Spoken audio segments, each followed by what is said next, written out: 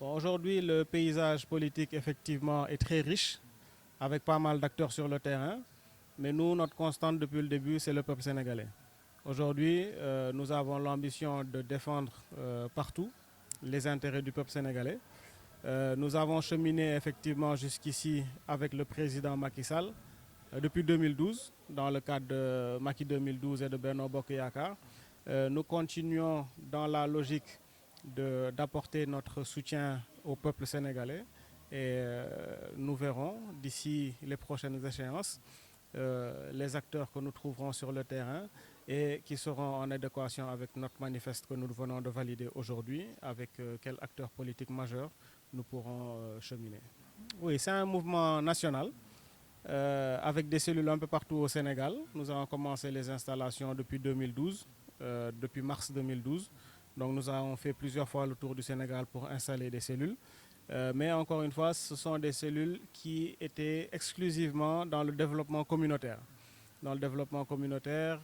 dans l'autonomisation des femmes, dans le leadership des jeunes, pour préparer un peu l'aspect politique que nous commençons à mettre en exergue. Parce que dans tous les cas, on s'est toujours dit qu'avant de rentrer dans de la politique, il fallait que le socle citoyen soit bien assis avant de pouvoir passer au palier politique. Notre position est claire dans la mesure où, comme je l'ai dit tantôt, nous défendons les intérêts du peuple sénégalais, nous défendons la Constitution. Aujourd'hui, nous n'allons pas rentrer non plus dans un procès d'intention parce que le président de la République lui-même ne s'est pas encore prononcé quant à sa candidature. Donc nous ne savons pas s'il compte briguer un autre mandat. Donc nous ne pouvons pas dire que nous sommes contre le président puisque lui-même ne s'est pas encore prononcé. Mais ce qu'il faut retenir, c'est que nous avons cheminé avec lui pendant 10 ans. Nous n'avons jamais eu de difficultés de ce genre avec lui. On a toujours été en phase, en compréhension par rapport à ce qu'il y avait de mieux pour le peuple sénégalais. Donc le moment venu, quand il se prononcera, nous aussi, nous pourrons nous prononcer à ce sujet-là. Oui, elle est toujours dans les activités. Elle a présidé le Comeva pendant 10 ans. Aujourd'hui, le RCD, Rassemblement Citoyenneté et Démocratie, elle est membre du comité directeur. Je suis le secrétaire général. Mais aujourd'hui, les acquis que nous avons, c'est grâce à elle. Elle était là, vous l'avez raté, mais elle est toujours active.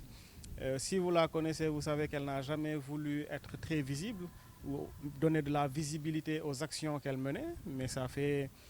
une décennie maintenant qu'elle est sur le terrain et qu'elle mène des activités. Même si par le passé, nous avions décidé de ne pas forcément donner de la visibilité à ce que nous faisions parce que nous avions choisi un cadre communautaire pour nos activités. Mais aujourd'hui, puisque nous sommes dans une arène politique, nous sommes peut-être dans un monde différent. Donc nous allons peut-être reprendre nos tournées, donner plus de visibilité à nos actions. Et là, on pourra constater qu'effectivement, pendant 10 ans, on a mené un travail. Écoutez, aujourd'hui, la particularité que nous comptons apporter, nous l'avons déjà commencé il y a 10 ans. Donc, pour un mouvement politique qui commence à se faire visible que 10 ans après avoir commencé ses activités, je pense que ça déjà c'est une particularité. L'autre particularité, c'est que nous tenons à des points importants dont nous avons parlé dans notre manifeste, qui sont l'éducation, mais l'éducation par notre culture, par nos langues nationales. Nous avons parlé d'écologie, nous avons parlé de panafricanisme,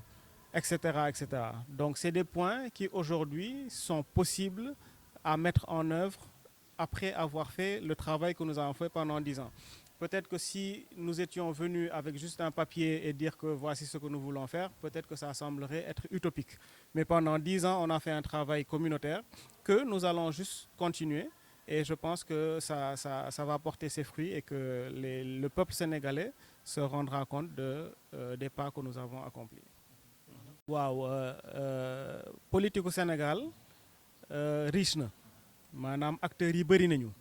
waaye tey li am solo dénominateur commun bi ci ñëpp mooy le peuple sénégalais ku ci nekk nag yaay xool yoon bi ngay jaar pour xëy na sa programme ñu gën ko dégg wala li nga namm ci nombal tànk peuple sénégalais mun la koo jox ñun nag tey suñu ambition du falu parce que ñu ngi doog a juddu ñu ngi doog a door en tant que mouvement politique même bu fekkente ne commencé nañ suñu activité citoyenne depuis 10 ans waaye tey defuñu suñu bopp ñoo xamante ne dañoo bokk ci mouvance présidentielle wala ci opposition li ñu ñor tey mooy peuple sénégalais mooy dellu waxtaanaat ak peuple sénégalais bi xool ñoom li ñu bëgg bu boobaa ñun ñu mën a xool effectivement naka lañ leen gën a mën a taxawoo naka lañ leen di gën a mën a accompagner. waaw mbirum troisième mandat effectivement nekk na coow bu rëy ci Sénégal waaye li ma ci jàpp rek mooy ne que tey xëy na ki waral coow li moom ci boppam waxagu ci dara donc tey képp ku ci wax tamit xëy na procès d'intention lay doon da ngay anticiper ci loo xamante ne ñëwagul wala ci loo xamante ne ki ko war a wax waxagu ko mais li am solo yaakaar naa mooy Sénégal mën a jóge ci mbirum waxu mandat parce que tamit bépp réew boo gis ne ñu ngi fay waxu troisième mandat quatrième mandat ak mandat fu ñu ko waxtaanee rek mooy dëkk boo xamante ne da ngaa tardé ñun nag Sénégal yaakaar nañ ne que mosoon na fi xew il y a 10 ans ak maître Abdoulaye Wade bi mu fiy jógee tey aussi ñu ngi koy coowaat donc ñun suñu ambition mooy indi loo xamante ne bokk ci langue politique bi ba nga xamante ne Sénégal dañuy weesu waxu mandat ku ci nekk su ñëwee toog day fekk mu am consensus général au niveau de l'opposition comme du pouvoir et du peuple sénégalais surtout ñu xam ñun en tant que askan lan la ñu bëgg parce que coow li boo gisee mu am mooy nekk am na ñu far fii am ñu farfale te loolu mooy problème bi nag problème bi mooy nekk am na ñu gëm troisième mandat am ñu ko gëmul alors que peuple sénégalais dans son ensemble ñoo waroon am lu ñu tënk jàpp ko ne mbir mi lii la lu dëgg bu loolu weesoo nag ñun mouvement lañ boo xam ne wax dëgg yàlla intérêt wu askan bi moo ñu tax a jóg donc bu ñu yeggee foofu dinañ defaat tournée dinañ ko tàmbali sax incessamment très bientôt def tournée nationale xool suñuy militant ak suñuy cellule wax dëgg yàlla lu ñu xalaat ci mbir mi bu boobaa ñun ñu mën a am fu ñu taxawee. Awa Marie Coll Seck xam ne que moom li ko soxal dëggantaan du politique sax li ko soxal dëggantaan liggéey communautaire la donc moom boobu ba léegi ci mouvement citoyen bi mu présidé woon di Comeva bi ñu ngi ci doon liggéey bu mucc ayib nag pendant 10 ans def tour du Sénégal installé ay cellules def sensibilisation di ut ay programme pour autonomisation des femmes pour le leadership des jeunes ak développement communautaire loolu nag dafa nekkoon benn première phase ci suñu projet léegi 10 ans après ñu toll ci beneen phase boo xam ne dañuy dugg ci langue politique bi moom mu bokk toujours ci mouvement bi ci RCD bi Rassemblement Citoyenneté et Démocratie bokk ci comité directeur bi waaye nekkatul présidente mouvement bi amul président secrétaire général moo ci am man maay secrétaire général bi donc moom mu ngi continuer ay activités am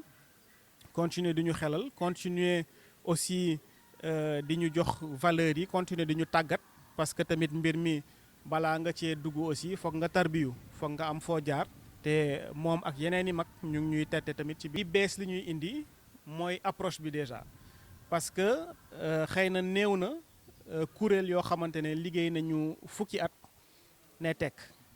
di liggéey sans pour autant haute visibilité parce que ñu bëri tey xëy na léeg-léeg dinañ la laaj Comeva fan ngeen nekkoon lan ngeen def yéenay ñan et cetera te pourtant ñi nga xamante ne ñu ngi liggéey ak ñoom au niveau de la base au niveau communautaire xam nañ ñu miin nañ ñu waaye ñun ñoo def choix wu bañ a fësal suñu liggéey parce que dañoo jàppoon ne que balaa nga ne naam ne fa tamit parce que mbir aussi balaa nga koy woote il faut nga am jéego yoo dox ba ñu ràññee la ci nga mën a aussi continuer donc tey li bees li ñu bëgg a indi ci politique bi mooy déjà gouvernance parce que coow li day bëri lool souvent ci suñuy réew yi ci mbirum gouvernance ci mbirum sobriété ci état bi ni muy fonctionner bëgg a dëggal aussi suñu culture dëggal suñuy langue nationale ci suñu développement dëggal panafricanisme parce que tamit dañoo topp rek ni ñu découpé woon Afrique bi isolé dëkk yi bu ci nekk tamit di jéem a xeexal sa bopp te loolu mënul wéy donc ñu jéem a xool ne serait-ce qu'au niveau sous-régional dëkk yi ñu wër ñu xool nu ñuy lëkkaloo pour indi une réponse africaine à nos problèmes africains mbirum écologie aussi ñu ngi koy bàyyi xel bu baax et cetera et cetera donc loolu yaakaar naa ne ku commencé ci travail communautaire pendant 10 ans xëy na bu fekkente ne am na yenn ambition yoo am pour dëggal ko ci réew mi xëy na suñu borom dina la ci may ndam